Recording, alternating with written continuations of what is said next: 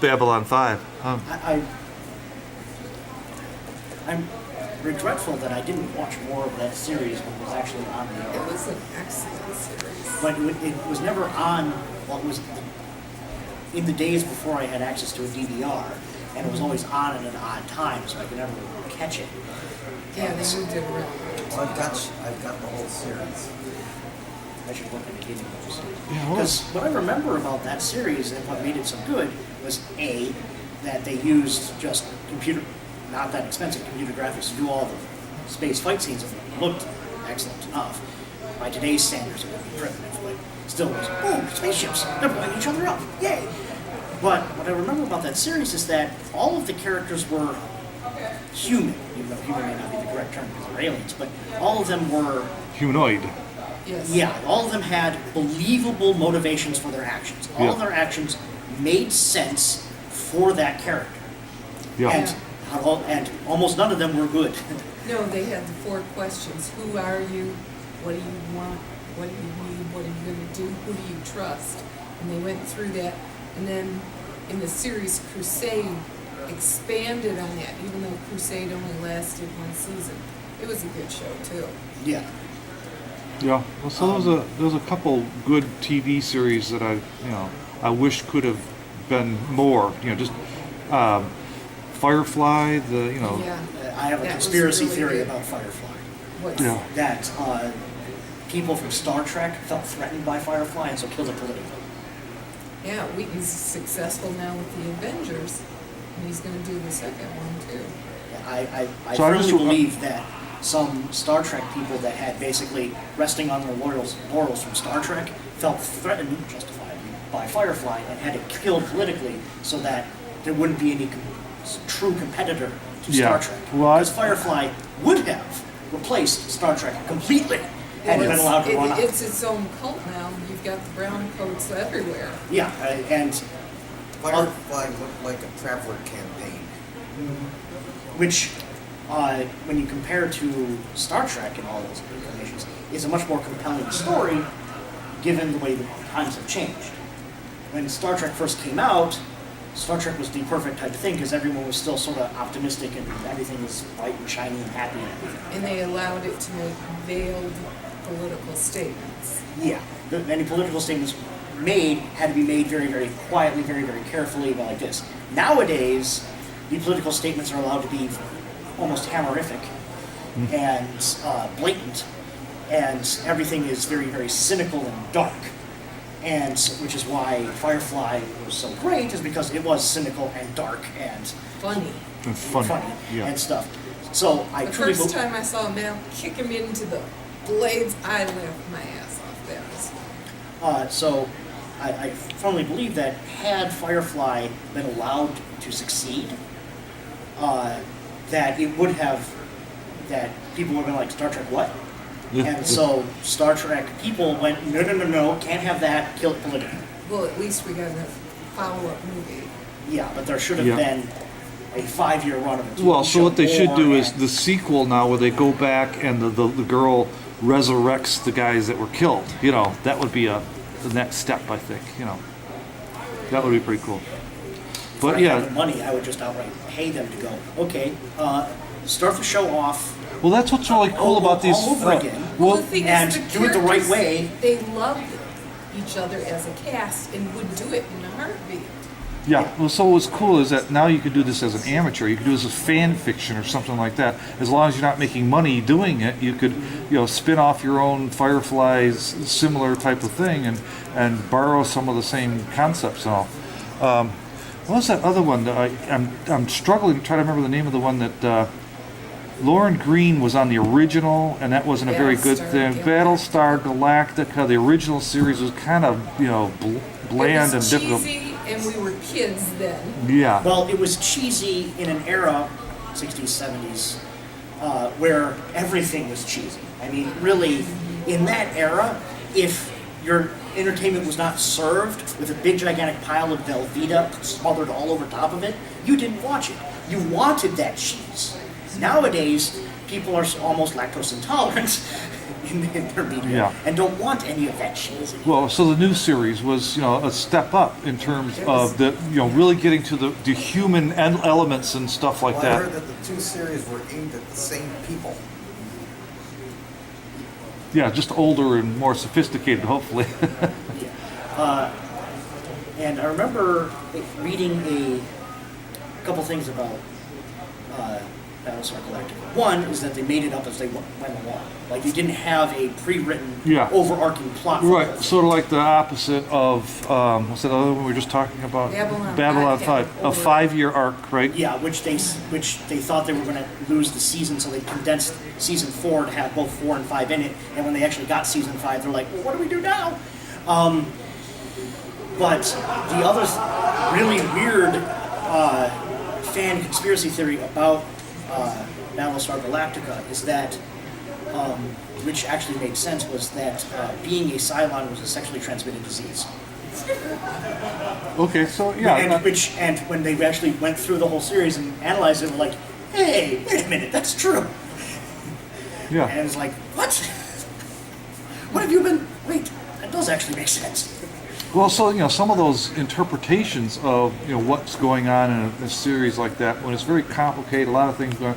I'm sure there's writers who have some ideas like that are really beyond what we originally think. And I truly wish that more of those story elements that are just way out there and mind-blowing were allowed to see the light of day. And Right. So I like reading old like Asimov and Niven and stuff like that, and the Hollywood movies are nowhere near it. They are just so far behind in a lot of that stuff. Like Bicentennial Man and all Well, those stories. part of that is their fault for them not understanding the source material themselves. And part of it also in their realistic and justifiable need to sort of dumb it down for the general populace.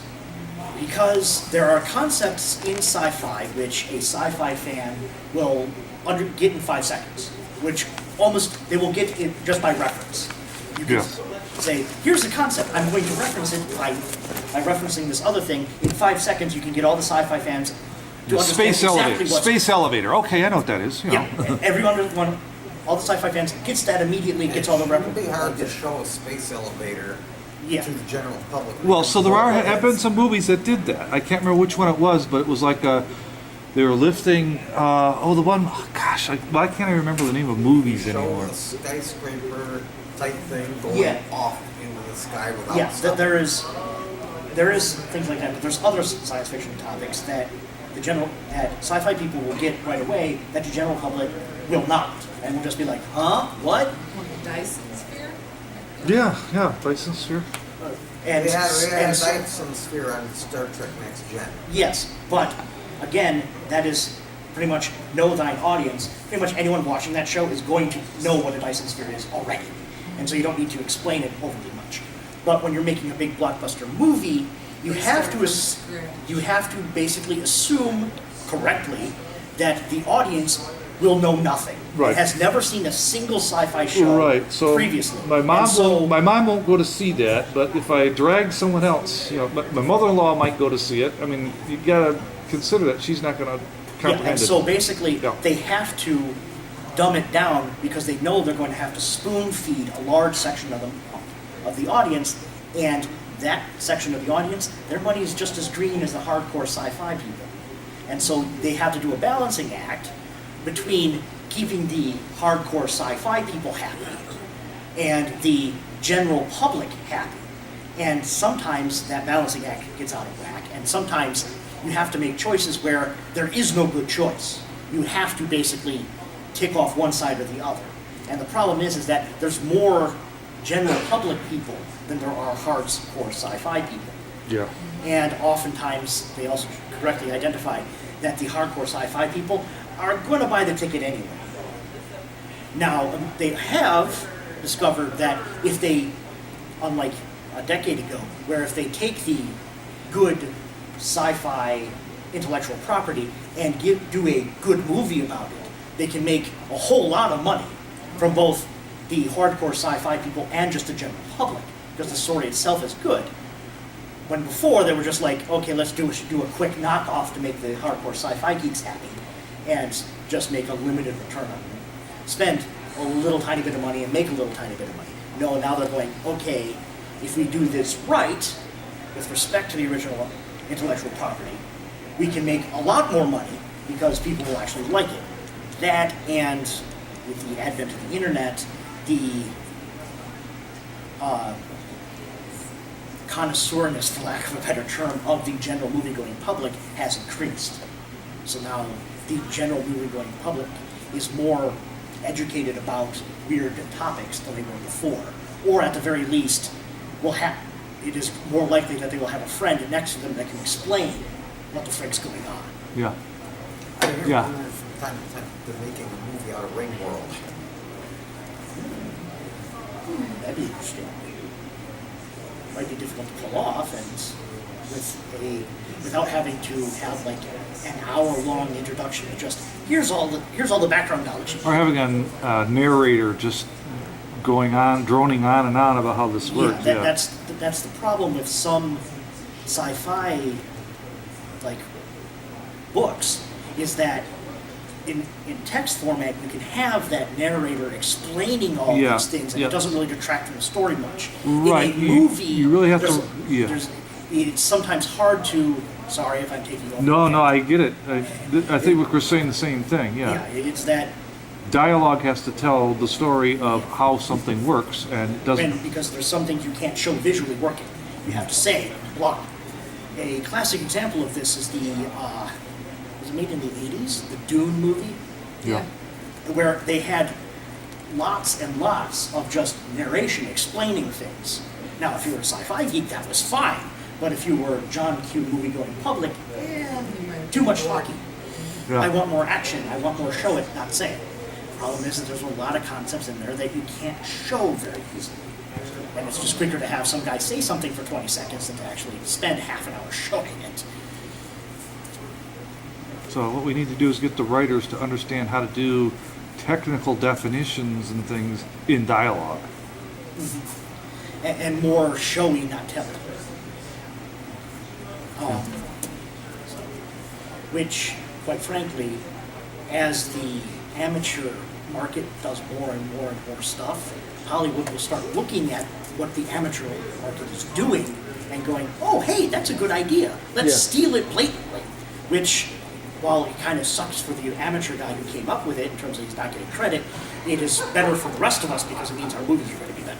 Yeah, well, there was a movie that came out called Jump. I don't know if you saw that, where you can instantaneously move from one place to another. And I saw a concept like that shown in an amateur video sometime before. And I'm sure it's probably based in something else and based on something else. And there's some writer that came up with this, concept, because it sounds like a real, useful concept. But yeah, I think that you get to the point where you're borrowing the same things from each of these, and maybe hopefully building on it. That's what I like when I go to one of these movies. I say, what was the innovation? What was interesting about that particular one? So what was that movie I just saw? God, I guess I see too many movies. Well, so it just came out, and it was Captain America, the Winter Soldier, and there's this one part where they have these huge platforms that are automated. And I think, well, that's the ultimate drone. We're just taking the concept of a little military drone and expanding it out to this huge platform with all these weapons on it. And, so why would you have a Star Trek type thing with a spacecraft with, a captain sitting in a chair and all that stuff, when you could do it with this, remote control kind of automated AI approach? I mean, this is something we've learned recently is, doable and stuff like that. So the technology that we're currently using now drives some of the acceptability that the movie has that wasn't maybe there before. The common person wouldn't accept that. Well, Some 10 platform. years ago, if you told someone off on the street, hey, we have drones that do these things, they'd be Yeah. like, no, that's science fiction. We'll never have that. Yes, And right. you look at it, our military is using them now. They're actively deployed in large numbers. And quite frankly, they're doing a pretty good job for what they're doing. Well, we talked about, like the home automation and the little robot and stuff like that. They've been talking about, what was it the Jetsons, where they had what was the name of it? Rosie, yeah.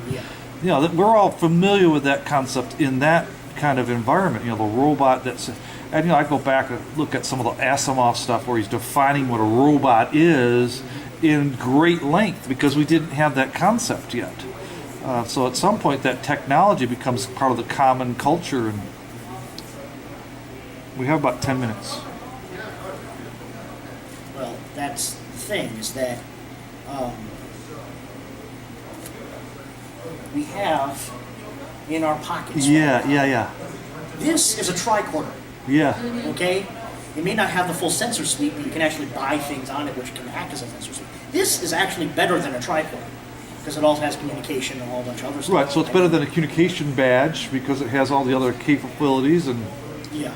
And I mean, you take this thing that all of us have nowadays back far enough, they'd burn you at the stake for being a witch. Yeah. Well, if you could get a data connection. Yeah.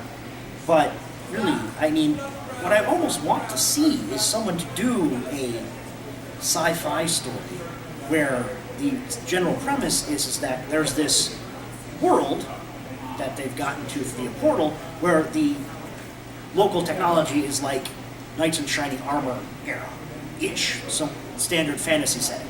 And guys from a technologically advanced society go there and they're like, well, we need to uplift this planet, so to speak, but we need to do it in such a way that doesn't completely destroy the native culture. Well, so that's what one of the, seek out new civilizations, part of Star Trek, but also if you look at Stargate, they did that over and over again, where they come into this planet and it's like, because I guess it was just cheaper to have a little planet with, a forest or something like that with a little... A pastoral, non-technological society is easier to control than a industrialized one. Right. Okay, you're dealing with lower population numbers, just flat out. And They B, have their share of industrial worlds too. yes, but lower populations are easier to control. Lower technology populations are easier to control. That's the real reason for the wars in Iraq and Afghanistan is so that when people die on missions through the Stargate, the Air Force has a cover story to tell their families. Yeah. But where they basically, the guys who have the technology, I think would be a compelling story, is that the guys who have the technology basically set themselves up as like a cult of magi, where they cloak all of the technology and mysticism. Oh yeah, so And that'd be kind of a cool kind of thing. So like, what would happen if, Einstein and some of those technology people who are a little bit further ahead were really from an alien race and coming in to get our... So now you flip that around and say, okay, now we're going to help some other cultures that are, not yet elevated to, the level we are, and try to encourage them through, the various avenues that are available. I'm sure there's been some of that somewhere, but I haven't really seen it in a big blockbuster movie anywhere. So my thing is, what I'd like to write a story on is sometime in the somewhat near future, where we've got all this technology that's just a little bit further along. What does that mean in terms of the way that I currently view and understand things? So you have a network situation where the network is down. You have a help desk, type of approach to going in and helping people with that problem. It seems like a lot of the things that we're currently doing may seem primitive and backwards and stuff to a technology that's 100, 200 years further ahead. And that'd be a fun thing to play with, Or just a recent movie, I think it was just called Her, where the guy basically falls in love with his Siri, for lack of a better term. So I would have to go see that movie. You're the second person to mention that in Penguicon here, and I thought it was just a chick flick. I heard it had good reviews. You had what?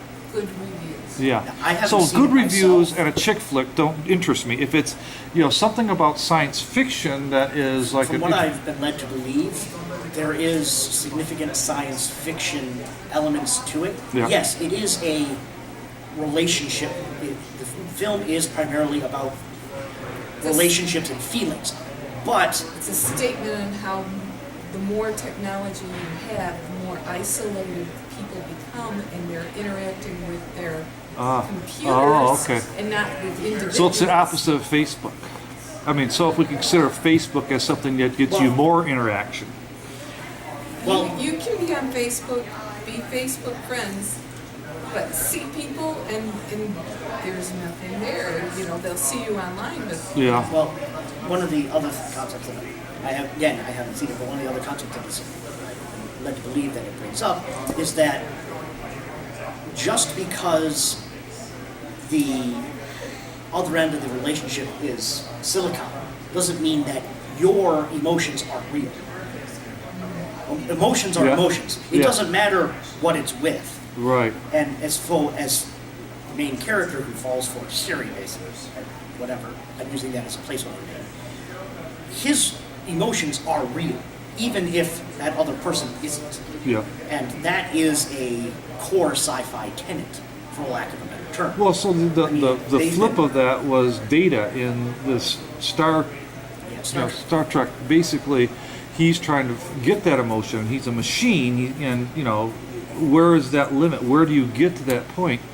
I did think one of the funniest parts of that was when he got the emotion chip, and he's- yeah. the spacecraft is Enterprise is going to crash on the planet, And and it's it's the like, one oh, swear word. Yeah, the one swear word in the whole movie.